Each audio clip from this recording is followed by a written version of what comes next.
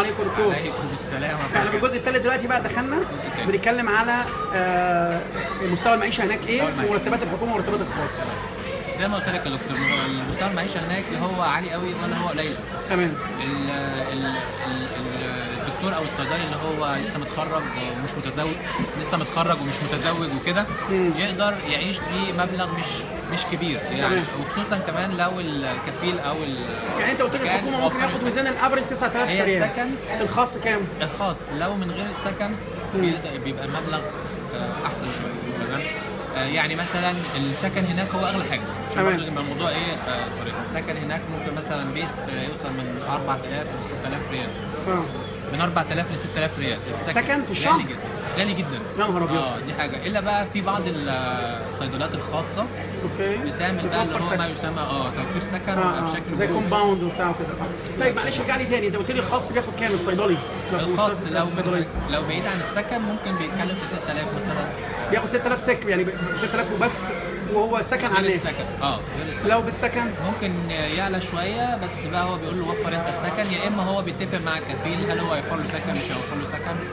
يبقى في النيجوشيشن هنا في مصر لازم مهمه جدا، لازم اخواتنا ياخدوا بالهم بسكن ولا من غير سكن. ارجوكوا يا جماعه، علشان ما يجيش يقول لك مثلا ده انت يا باشا هتاخد 10000 بالسكن، يبقى معناها ان انت اولموست. انا عن نفسي جالي قبل كده عرض قبل ما اسافر ان هو البادجت كله حوالي 10000 ريال بالسكن، فكان بالنسبه لي انا متزوج اوريدي، فانا ما كانش ينفع ان انا اروح لوحدي مثلا فتره، فكانش هينفع لان انا سالت قالوا لي السكن حوالي 6000 عشان تقعد في شقه ليك انت وزوجتك وبتاع تبقى كبيره، فمش هتقل عن 6000 ريال في الشهر. تمام. فانا لقيت ان الاوفر بالنسبه لي مش مناسب، فما سافرتش. اوكي، يبقى اخواتنا لازم ياخدوا بالهم. جالنا عرض الحمد لله ربنا كرم فيه وكان السكن متوفر. بس يبقى اخواتنا لازم ياخدوا بالهم من حته السكن من غير او بالسكن. بالظبط. ده واحد. عايز اسالك عن الانشورنس، الميديكال انشورنس.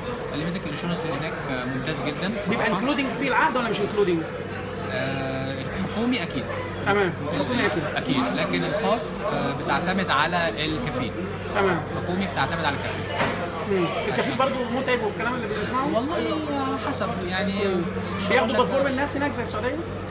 الخاص في بعضهم بياخد، لكن الحكومي انا عن نفسي لا. هم بيقول لك قانون العمل والدنيا، انا مش عايز اشتغل عشان يعني هو في تغييرات بتحصل، بس يعني احنا مش عارفين يعني، نتمنى ان هي الحاجات تكون افضل واحسن. يعني الحكومه ما بياخدوش باسبور لكن الخاص بياخد. الحكومه حتى الان ما بياخدوش باسبور. اوكي. طيب خلينا نرجع لحته بعد اذنك. يبقى كده لازم ناخد بالنا بالسكن، الميديكال انشورنس موجود، ولازم تنيجوشيت في العقد الكفيل اللي انت الميديكال انشورنس على مين؟ في الحكومه اوتوماتيك بيتعمل. تمام. الحكومه اوتوماتيك بيتعمل. ان شاء الله يا رب ما تحصلش حاجه وحشه، بس احنا عارف ان احنا هناخد بالنا من القصه. حاجات. طيب عايز اتكلم في حته الاجازه. العقد بيبقى انكلودنج فيه شهر اجازه صح كده؟ القطاع الخاص 30 يوم. اما القطاع الحكومي بيبقى 40 يوم. تمام. وبيبقى التيكت على مين؟ بالنسبه دي برضو ديبندنت في القطاع الخاص، لكن في القطاع الحكومي تبقى التيكت لو العقد بتاعه عقد خارجي. يعني انا جاي من مصر تمام على هناك والعقد جاي لي من هناك، اما لو هو عايش مثلا في قطر ومتعاقد من جوه يعني بيسموه عقد داخلي، ده ما بيبقاش ليه بدل تذاكر. لكن لو مسافر او جاي من مصر يعني هو لو راح على حسابه واشتغل هناك مش هيدوا له ده بيسموه عقد داخلي. تمام. دي ما بيبقاش فيها تذاكر، دي برضو مهمه لان في ناس برضو بتعتمد ان هو هياخد بدل تذاكر الكلام ده والفجأة في الاخر هو مفيش. اما بالنسبه للقطاع الحكومي العقد الخارجي بيبقى ليه بدل التذاكر. تمام. ده بيبقى سنوي. عارف السنه. تمام. طيب خلينا نروح لحته مهمه يعني برضو از كونكلوجن، يعني اهم حاجه لازم ينجشيت في كل حاجه مع من هنا اللي هيحصل. مش فرحتي جالي عقد يلا بينا وبتاع، لا هناك ما يفرحش بالرقم الكبير. لازم يعرف كل التفاصيل، لان هو ممكن يكون بياخد مثلا 15000 ريال وما يعرفش يحوش ولا يعرف يمسك منهم حاجه. طيب انا لو سنجل هناك وعايز هعيش بكام؟ اكل وشرب وبتاع. اكل وشرب من غير سكن بس. ممكن مثلا في حدود 1000 ريال مثلا. 1000 ريال يعيش كويس. يبقى ممكن يعمل سيفنج كويس. ياكل ويشرب. طب لو فاميلي؟